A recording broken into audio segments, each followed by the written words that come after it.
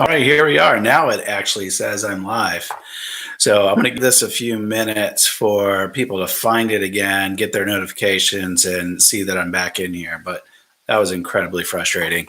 Uh, if you missed it, if you're just joining, I had a live stream going.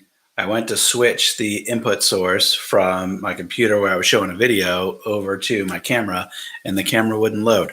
So that was a little frustrating. Sorry for the technical hiccup, everybody. Sorry for making y'all wait. So here we are, 6-7 minutes late, and that's my bad. Technical hiccup, but here we are.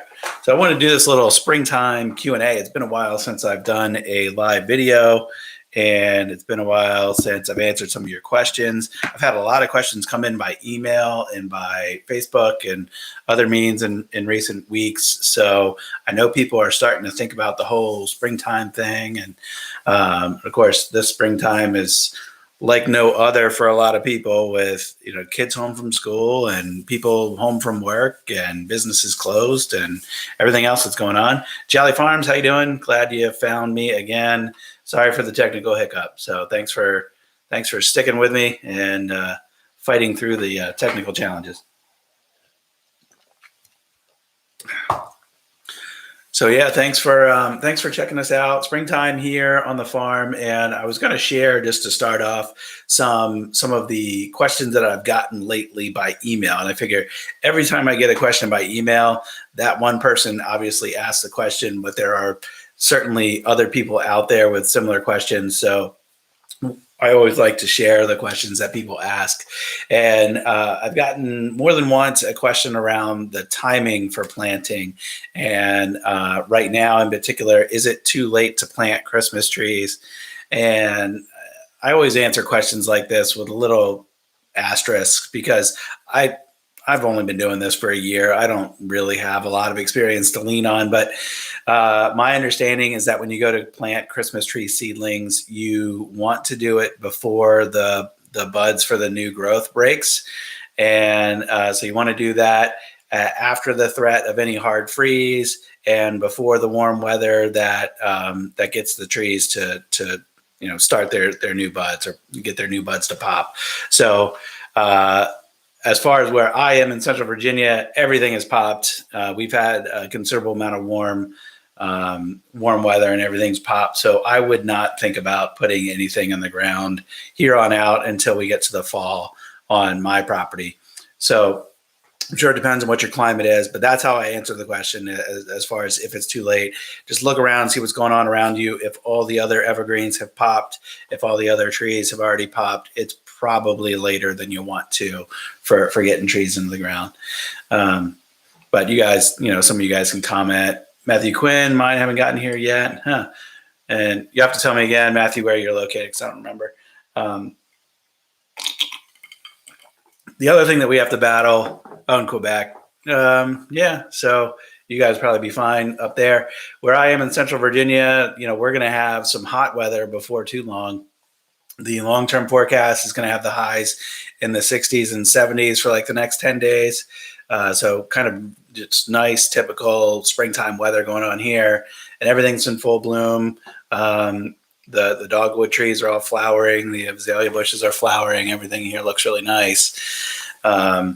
And like I said, but before too long, it's going to be getting real hot. So once we get into May, we'll have 85, 90 degree days at times, and it's just going to be too hot to put new trees in the ground. And that's really the big worry, particularly in my climate, that the trees are going to get too hot too soon, and without having time to really establish their roots, and it's going to be hard to get them to survive. So that's how I answer the question about if it's too late to get trees in the ground. And of course, I want this to be an interactive thing. So if you guys have questions about the farm, about the channel, about the work that we're doing, anything like that, just throw it in the comments and I'll monitor it here. If it's 60 degrees today, 30, will it hurt newly planted trees? Yeah, probably not. I would say 60 is probably fine. 30 overnight is fine. Like you want to avoid a hard freeze on new trees, but it'll probably be fine. If you have sustained, good 5, 6, 7 days of dry weather, you probably want to water new trees right now. if you can. And if you can't, then you're just going to, let whatever happens. As long as the buds haven't broken. Yeah. And it's likely that if the trees are coming from somewhere further up north than where I am, the buds haven't broken yet. And 60-day time. And yeah, that's what Matthew Quinn said, as long as the buds haven't broken. There you go. That's the answer. The other question I've gotten lately is how much around space. So the question usually goes something like this: hey, I have 2 acres, or hey, I have 10 acres, and I'm looking to plant some Christmas trees. Is that enough space? And I think the answer to that question really comes down to, depends on what you expect out of your Christmas tree farm and what you're trying to grow it into. And for us, I have a goal that I want to be able to sell 1,000 trees a year. And how did I arrive at that number? That's kind of a whole different story, but it's really just like simple math, right? Like, in order to make this an income that's worthwhile for me, what's that number? And, if you sell trees for $60 a piece and you sell 1,000 trees a year, that's 60 grand. Yeah. Like that's kind of worthwhile. It's more than a hobby. It's not quite a full-time income, but it's worthwhile. So that's how I got at that number. But again, back to your expectation, what you want out of your farm. If you only have 2 acres or 3 acres or 4 acres, you can really only plan on planting 1/8 of your available space in any given year, because it takes about 7-8 years for the trees to get to full size. And so if you've got 4 acres and you can only plant 1/8 of that, you can only plant whatever that is, quarter acre. And you look at how many trees you can put in that acreage. And again, that kind of depends on the spacing and all that. We plant around 1,000 trees per acre at the spacing that we do. So you can kind of do the math on like, how many trees could we possibly sell if we maximize the space that we have and plant 1/8 of our space every year. So that's how that's how I kind of answer the space question. It all just comes down to your expectations. Some people just want a tree farm as more of a hobby thing and not as a business. And, that's just, all about their expectations. Let me catch up on the comments here. Jerry Anderson, really enjoy your channel and all the videos you share. Very enjoyable. Thanks, Jerry. Appreciate that. Matt Quinn, you make that much at your job. If I could gross 100, I'd quit. Yeah, right on. And on that topic, that's actually kind of leads into my next little question here. I get questions about how do I balance, day job and the tree farm, and how do I get all this work done, and how do I do the YouTube channel and kind of keep up with everything. And up to this point, the farm was pretty much always on the weekends, and occasionally I'd go out before work or after work and do some stuff at the farm, but generally it's all been weekends only. But just a few weeks ago, I ended my job. I quit my day job. So it doesn't mean I'm doing the farm full time. I've started a new business. So I'm basically taking what I've done as a career and I'm starting my own business, and but with a slightly different angle. So instead of doing marketing work and being a consultant and taking on clients and doing work for them, I've started a business where I train small businesses on how to do their own digital marketing. So if anybody is watching, or somebody who has a service business in particular, anything from your residential home services like your plumbers and HVAC guys and roofers and landscapers and interior designers and anything else that could really be dubbed as like a local service business, my process that I've laid out in the training class works. It works for home inspectors. My brother-in-law is a home inspector, and I did follow the same process for him and started getting him some customers. So it all works. If you know anybody and you want to check that out, it's servicemarketingschool.com. And, so everything you'll see me kind of post during the day now on is all under that name on Service Marketing School. Not really planning on starting a YouTube channel for that, just because the content type doesn't really do as well in the YouTube space. So doing a lot more on Facebook there, and doing a lot on the website and all that kind of stuff. So Anyway, back to the question of how do I balance it all? That's how I used to do it. It was always a weekend thing. It's still mostly a weekend thing, but I've got a lot more flexibility now. And with the kids home due to the coronavirus thing, there's been a few days already where it's like, okay, I'm going to take half the day. We're going to go out to the farm for the afternoon. I'll film a video. The kids can play. We'll get some work done. And, so the end result might be get a little bit more done at the farm, pump a few more videos out, show you guys what we're up to, and make a little bit more progress, get some of the little things done, some of the optional things done at the farm that we've been wanting to do. So we'll just see where it goes. Catch up on the comments here. Hello from Mo. I forget, what's that, Missouri? I'm too tired. Or is that Montana? No, Montana's MT. I think Mo's Missouri. Anyway, hi, Kaylin. Thanks for joining. How do you find the best way to plant your trees? You use a dibble bar. It's hard to get the roots straight down without curling. Yeah. I've done a few videos on planting, and I think, the soil prep thing, which I've worked on a lot, and I've tried a couple different things, but I think what I did this year, I'm going to kind of stick with. It seems to be working well, assuming that the trees do really well. I think it's worth the extra work because the soil prep that I did made planting much easier. So I started at least several weeks in advance.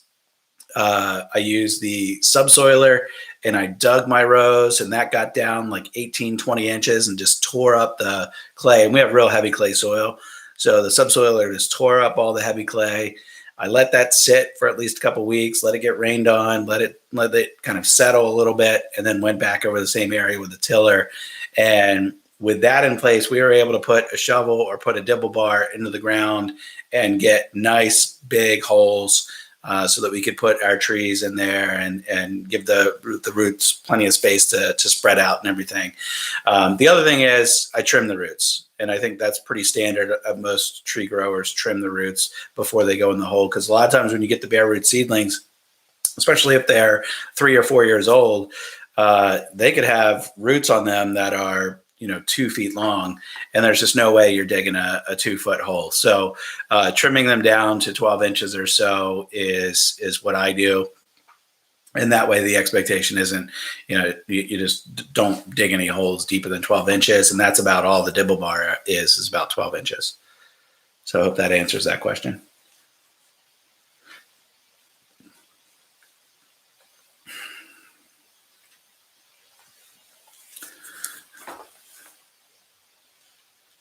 The tree's 12 inches, and then the roots ends up being 2 to 3 feet. Yeah, so it sounds like you probably want to trim the roots back.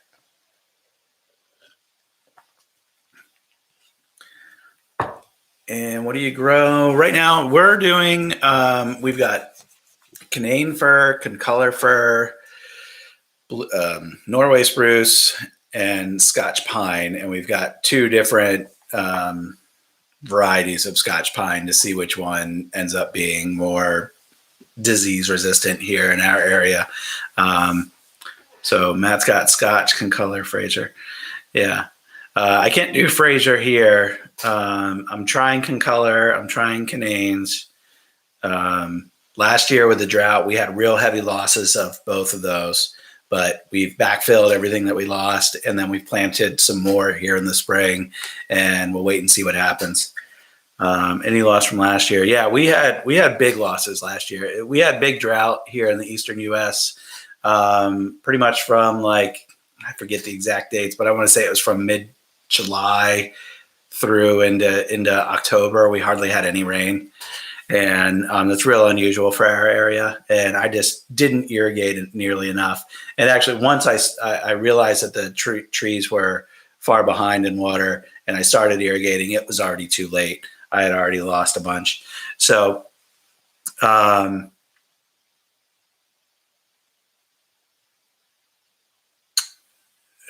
you meant me. Oh, yeah. Sorry about that, Matt. So, yeah, Matthew's been following along. He knows what I got. I don't have Fraser, though. I have Canaans. So there you go. So on the topic of irrigation, I just posted on the community tab of the YouTube channel yesterday, I think. I picked up a score of a deal off of Craigslist. I got 600 feet of lay flat 2-inch hose that I can use for my irrigation. What I was doing last year, I only had like whatever came with a pump, like 25 feet of lay flat hose that was 2-inch. And after that 25 foot, I reduced it down to 3/4 inch lines, and I ran 3/4 inch lines up the field. And from what I've read and from what people have commented on my irrigation video, which the irrigation video was published back in it was April of last year when I threw together my little Frankenstein irrigation system. Since I published that, it's gotten a whole bunch of comments from, some people who clearly know what they're talking about. And what I've read and learned through this is that trying to pump a lot of water through skinny lines is not an efficient way to do it in summary. So I'm trying to get water run farther through bigger lines and then splitting it off for shorter distances off of that. And we'll see how that plays out. I'm probably also going to buy a better pump and some different sprinkler heads that can do a higher capacity, because I was just using like these little small residential sprinkler heads. And when I measured the flow off of those heads, I was only getting 3 or 4 gallons a minute. And I can get some bigger agricultural style heads that can do 20, 40, 60 gallons a minute, depending on which ones I get. So that'll dramatically change how I'm able to irrigate as well. So looking to make some changes. And of course, if you guys got any suggestions or feedback, I'm always open to hearing what you guys say and what you guys do on your farms and your places, or what you guys have experience with. So how's the water source? We pump from our pond. So we just right now we use a basic like $250 trash pump, and we pump straight from the pond. I try to filter it a little bit by just putting something on the suction at the end of the suction hose, and just pump straight from the pond. So last year through the drought, I think our pond must be spring fed, because through the drought, we hardly had a reduction in water level on the pond. I mean, through the peak of the drought, it was slightly noticeable that it was a little bit lower, and we were pumping from there pretty much every weekend. We were pumping 4 to 6 hours a day on both days of the weekend in order to get an inch or two of water on the ground. So you swim soaking wet right now. Yeah, it's we're doing okay here. We've gotten kind of consistent rain every couple days, at least once a week, and that's what the trees need. As long as we get an inch or so a week, we're good. This past week we got 4 or 5 inches. So I haven't been out there since we got all the heavy rain, so I don't really know what we're up to. And I hope, I'm pretty sure it's not, but I hope our dam doesn't have any issues with the pond, because the overflow, the culvert that acts as the overflow for the pond, has rusted through and is starting to collapse. And I need to get that repaired. So that's like a whole other project. Actually lost trees to root rot. Yeah, we're gonna have. I haven't experienced that yet, but if you've got a lot of wetness, you oversprayed and then the frost heaves are going out. What did you spray? Were you spraying for root rot, or were you spraying for irrigation? You can let us know, Matthew. Oh, Roundup. Yeah. Oh, I'm doing that this weekend. So if you guys saw my preview, I had an issue with the stream. Those of you who just joined, I had an issue with the stream, and what I previewed before I went officially live is a video that's going to publish tomorrow. That was the first time I was cut the grass, because the grass already was over a foot tall in many places. And all of our smallest concolor firs that we planted last fall, they were only like this tall. They're already like just covered in weeds, and I had to mow really, really slow. And I need to get some herbicide down around all those trees so I don't lose all my trees. Bruce didn't have good strong soil. Oh, yeah.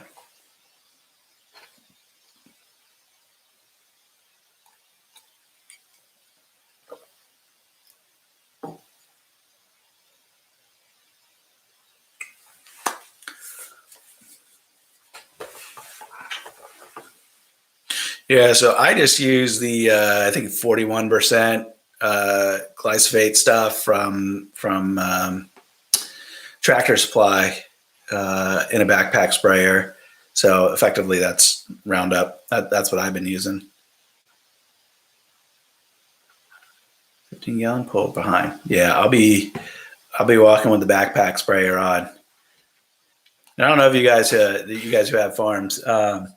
And actually, if you guys can do me a favor, just go ahead and hit the like button on this. And if you know anybody else out there who would like this kind of content, talking about their farms and talking about YouTube channels and that kind of stuff, share this out. I'd appreciate it. So you guys who do the Christmas tree stuff, it's funny if you measure out how much all your rows. Like we only have just last year's planting. I think I have 32 rows, and it's not a perfect square or rectangle, but the average row is right around 300 feet long. So if you add up the cumulative length of all of those rows, it's like 1.5 miles or something, or 1.3 miles. So when you're running the lawnmower back and forth, or if you're running wheelbarrows and putting mulch down like we do, or if you're walking back and forth and fertilizing, which I did by hand a few weeks ago, or if you're walking back and forth with a 40-pound backpack sprayer on, spraying those, you're getting your steps in on those days, is my point. And that's only going to grow because we had last year's planting with those 30 rows, and this year's spring planting was another 20 rows, and we'll have a fall planting where we'll probably do another 10 or 15 rows. So every year it's going to add up and add up and add up. So getting a pull behind cart or a pull behind sprayer is probably going to be the way to do it. That's the only thing. I'm trying to convince the Christmas Tree Association you need to do this. Do this as in do YouTube stuff and do educational stuff. Yeah, there's not a lot of Christmas tree growers on YouTube, obviously. And as a result, I've got loads of people, at least a couple people a week, coming to me with questions, and I don't feel nearly qualified enough to answer their questions just because I'm a new guy. And the people who should be answering questions are the people who've been doing this for 10 or 15 or 20 years. And there's plenty of those guys out there, and they're all pretty willing to share what they know, but they're just not, they're not publicly accessible like I am on YouTube.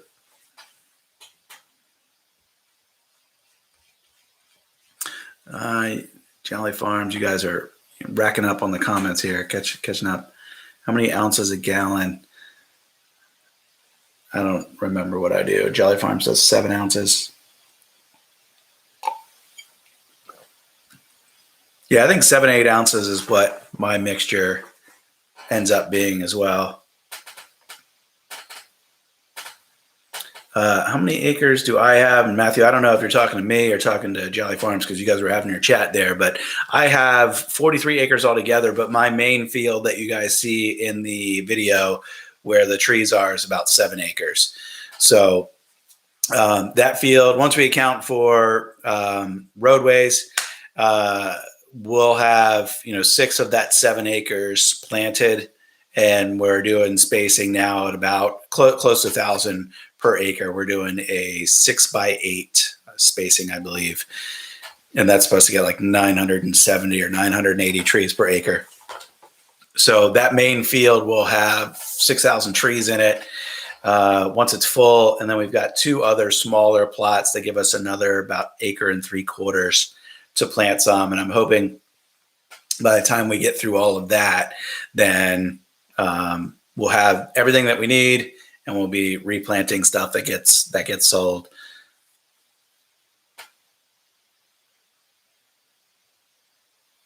Have you ever met Tim at O'Neill's?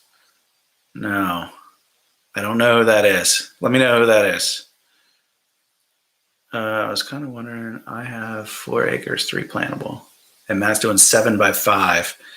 Yeah, wow. That seems pretty tight. I mean, of course, we're trying to do, I don't know if you guys are planning on doing the whole cut your own tree farm thing, but we were thinking, trying to maximize the space so that people can easily walk the rows without, getting all tangled up in trees, and also thinking about future use for like We're going to be doing events at the farm. We're hoping to kind of monetize the property by having photographers come out and do their kind of sessions and do other stuff like that. So I have been concerned up to this point of planting our trees too close together, because I'm looking to, use the property in a variety of different ways. But I've talked to a number of different growers. Seems like everybody I talk to has slightly different spacing, but I've seen some as wide as 8x8. I've seen some as few as 7x5 is actually the smallest. Matt, you guys do that, and so does Stan Cole's Stony Hill Farm in Pennsylvania. He comments on a lot of my videos, and he does a 7x5, 7x6 here. Yeah. So I'm doing, what did I say I'm doing? 6x8. That's what I'm doing. Jolly Farm. Plan to have 1,500 trees. Right on. Yeah, we already got more than that. So our inventory now should put us, we should be right about 1,600. So we put 1,200 in the ground in the spring last year. We lost about 6. We planted 5 to catch up for that. And then we planted 800 more this spring. So whatever that works out to be. Now there's some losses mixed up in there too, but we should be right around 1,600. So I'm about doing a 4x4 tabletop experiment. Yeah, I had a few people ask about smaller trees, and we're still not there yet. Our biggest spruces are like 26 inches right now. So another year or two we'll be there, and we can maybe start letting some people harvest some tabletops. Yeah, $20 on a 4-year turnaround. Darn right. I actually thought about planting. We get these the little plug seedlings that we get from Itasca Greenhouse. They look great, pretty much out of the box, and I've thought about dropping those in a pot, let them sit for a year, and then selling little potted trees. Because I've got one on my back deck, and it looks great, and everybody comments like, "Oh, that tree looks so cute." So those trees with shipping cost me $1.30, $1.40, and if I could put that in a pot, care for it for a year, and turn around and sell it for $10 or $15, I think people would buy that up all day long. People are paying that much for potted plants at Home Depot or Lowe's or anywhere else. You guys can't get $60 a tree. Interesting. Yeah, we last year our average sale for what we sold for pre-cuts was right around $60, $62, $63. We sold plenty of big ones around 80, 85. And we sold our starting at price for 6-7 footers was 56 for pre-cuts, and we did well there. We sold some 5 to 6, 5 to 7 foot that were like B level trees. They had some issues. We sold a few of those at 40 to 50, but most of what we sold in these 6+ foot range was 50, starting at $56. So our market seems to be pretty healthy. No one really balked at the price. We had a couple like 10, 11 foot trees, and we had a couple people come and they turned their nose up at a tree that was marked, $110, $120. And they were like, "Oh, well, the farm, 40 minutes away, they sell any tree for $50. I'm like, cool. Yeah, go get that. I'm not keeping a tree on my field for 12, 13 years and selling it for $50. No way. I'll turn that into wreaths before I sell it for $50. Your wholesale price either side of 18. I'll buy trees from you for 18. I paid double that once you factored in shipping.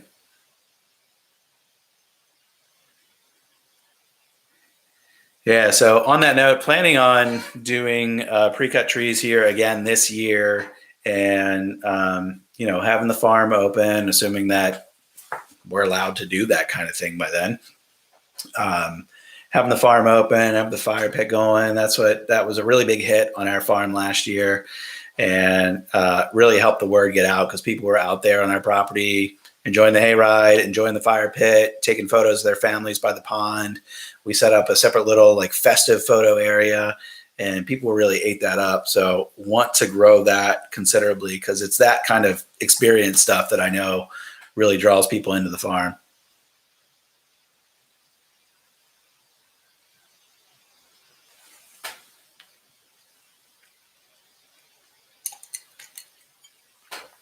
Yeah. Well, you guys can let me know if you have any other questions about the farm or about the channel. I'm looking back for that comment from Rollo. Tim at O'Neill's. Nope, still don't know. And he didn't reply. So y'all can, I'll Google him. I feel like I know that name or that farm name somewhere.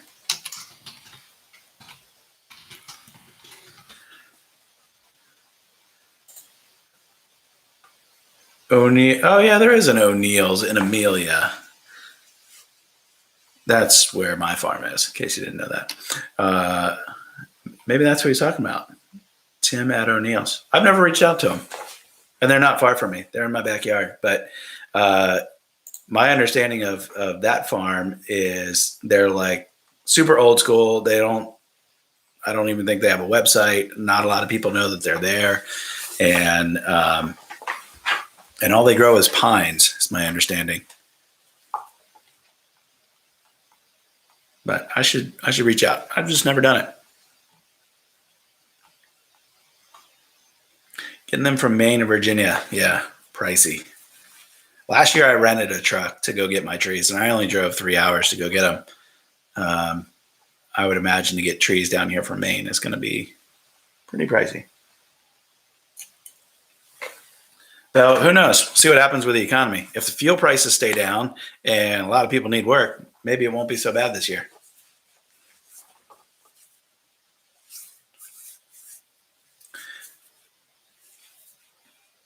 There was one other question. I see there's only 8 live viewers, so this might not apply to any of you guys, but I've gotten a couple of questions lately of people who want to come to the farm, come see it, and talk to us about what we're doing. And I really don't have a problem doing that, even, kind of despite the whole coronavirus thing.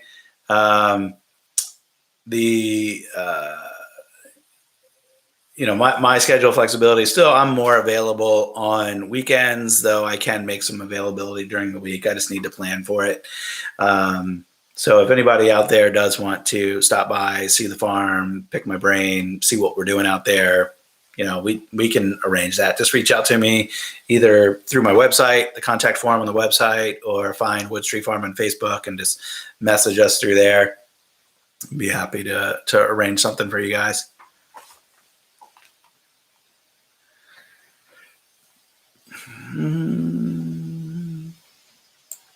Based on last season, did you need more help, more employees? Yeah, good question. So last year, my wife and I did everything ourselves and kind of just wanted to see how it went. And we only had 150 trees in inventory to begin with.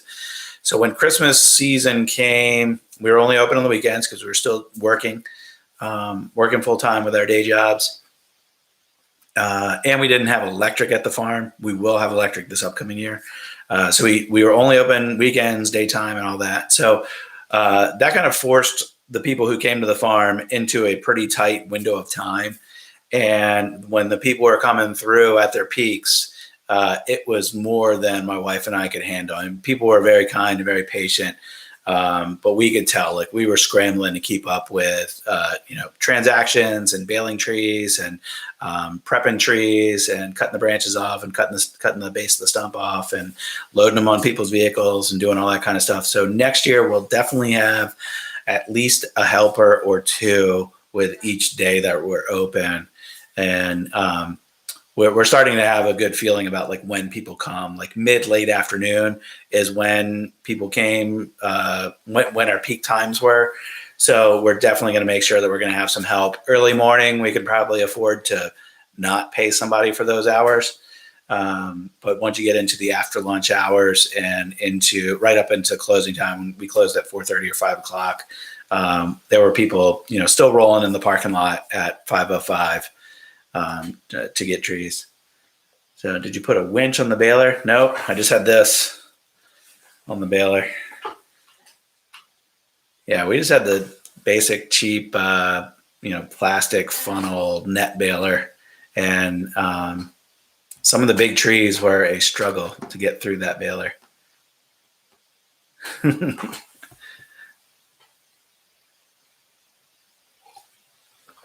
I got a pretty good method down for pulling the big trees through the baler. It was kind of comical. I would actually put one of my legs up on the table and use my body weight to pull the tree out. It was ridiculous. Do it up. It's a Kelco. Yeah, I think the net baler that I got was from Kelco.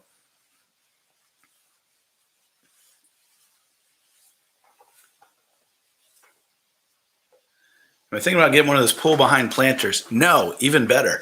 I am. I hooked up with another tree farm who's about an hour away. We had dinner with them one night, and they have a pull behind planter. And I'm going to try to work out something with them to borrow or rent that from them, and then I don't need to buy one, which I'm all for that.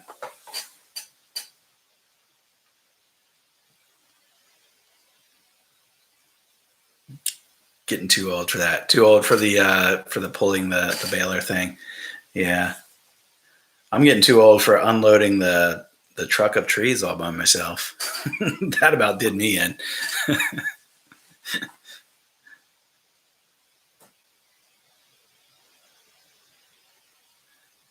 Yeah, they're down the coast of Maine. You're saying that's probably where Kelco is? Yeah, I knew they were in Maine.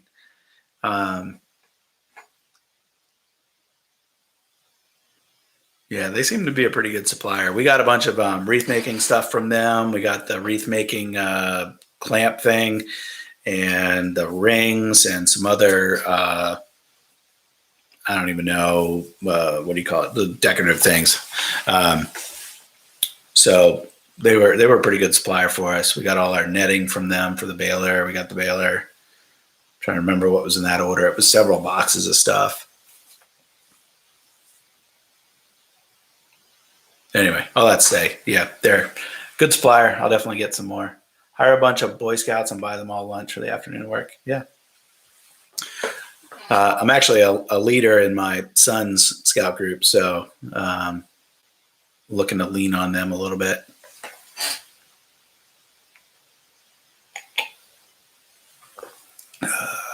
Which one? The cheap one or the wire one? Matthew, I don't know what you're referring to. Are you able to ship wreaths during the Christmas season for online orders? Theoretically, yeah, but I've never done it.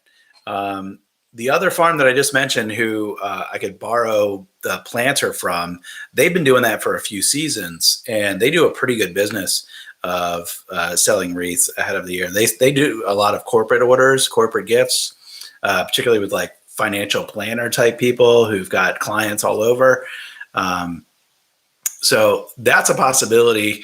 Not really thinking about that yet. My biggest challenge is getting the supply. Since I don't have mature trees yet because we're new, where am I going to get supplies to make wreaths? And because you need to start making those wreaths if you want to ship them out and have them in people's hands, right after Thanksgiving. You need to start making them early November, late October. And I'm not ordering pre-cut trees from anybody at that point. So, Jason Dalton, how you doing? The wreath machine. I don't know what the options are for the wreath machine. We probably got the cheap one because by the time we got to the end of last year, we had already spent so much money. We weren't thinking about trying to do something good. Something good quality. We were looking for something to get us through the season. But the wreath making machine we got, I don't know, seems to be pretty good. It's like $150. I had to put it on a bench that I built.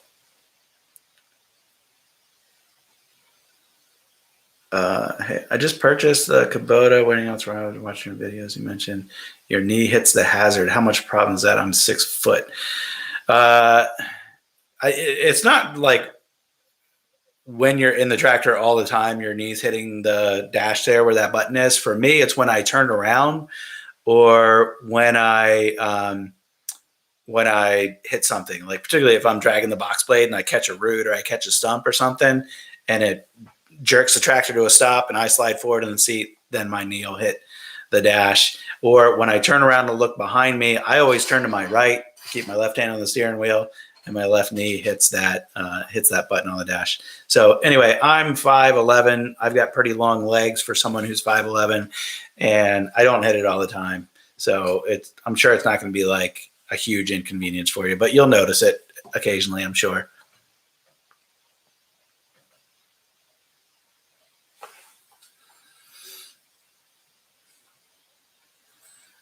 All right, cool. We're up to the highest count that I've seen here so far, 13 viewers. Hey guys, thanks for watching. Thanks for tuning in. Just doing a little QA here. Most of the questions so far have been about Christmas tree farming, a couple of questions about the channel, and one question about the tractor, which I've got a bunch of tractor videos, and it's been surprising to see that my tractor videos get as many views as they do. It's kind of funny.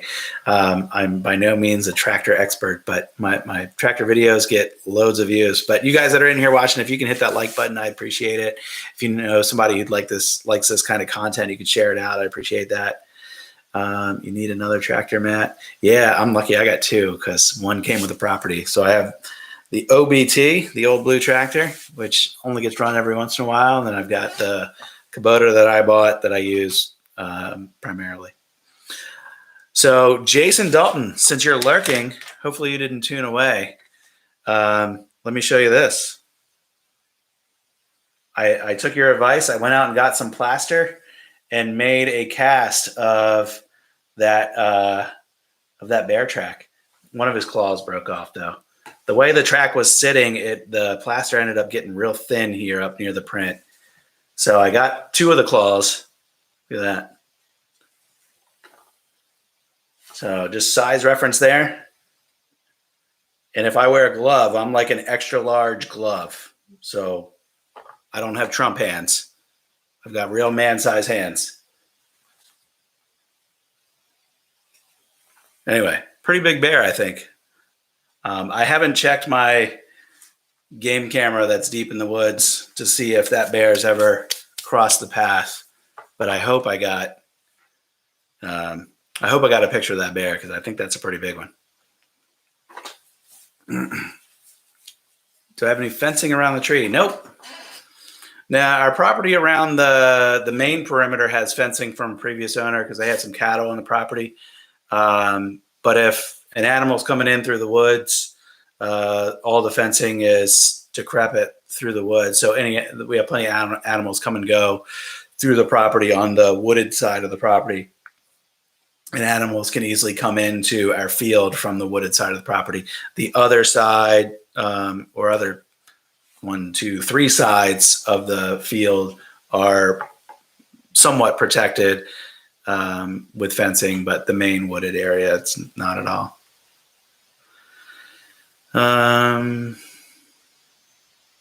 Where other people may go. Lions, tigers, and bears.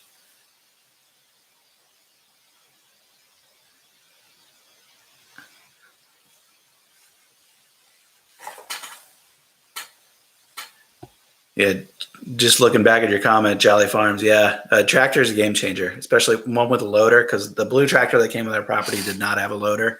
And once we got a tractor with a loader, complete game changer. You get so much done.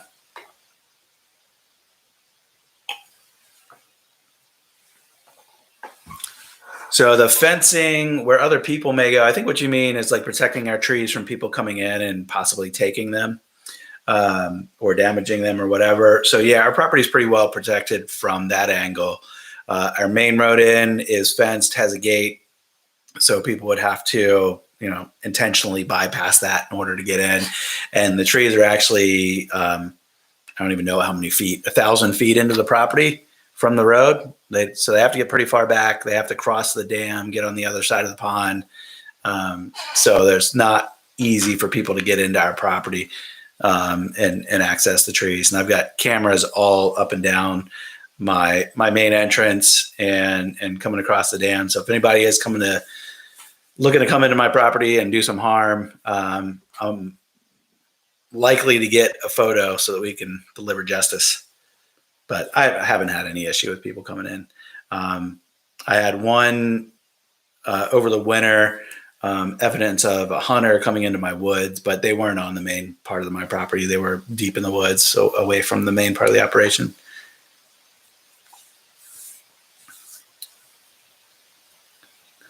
Was your woods previously field? No, not in any recent history. There's 100-year-old trees in there.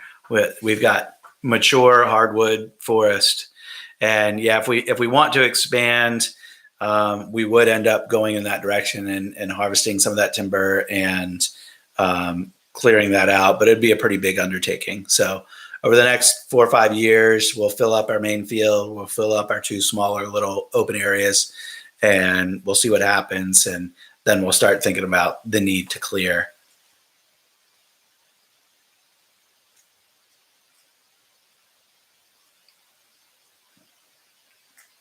Yeah. Well, this has been fun, you guys. I appreciate you spending some time with me. We're coming up on 45 minutes, and it's getting late here, almost 10 o'clock East Coast US. So I appreciate you guys. This was fun. It was nice to engage with you guys, answer some of your questions. As always, I appreciate your comments and feedback and thoughts and suggestions and all of that kind of stuff on the videos. You guys are really great about sharing what you know and helping me out on my farm. So appreciate it. Tomorrow, if you missed the preamble to this video, tomorrow I have a new video publishing where I'm showing cutting the field for the first time, cutting the grass. And then that's all I've got in the queue. So this weekend, I've got to record some more. And I don't know what I'm getting into this weekend, but we'll be doing something out there, and I'll be publishing some videos probably Sunday and into next week. So thanks for following along. I appreciate you guys. Hope you have a good night, good week, good weekend, and hope you guys are staying safe and healthy, keeping your social distance and all that good stuff. I'll see you guys on another video. Thanks. Have a good night. Bye-bye.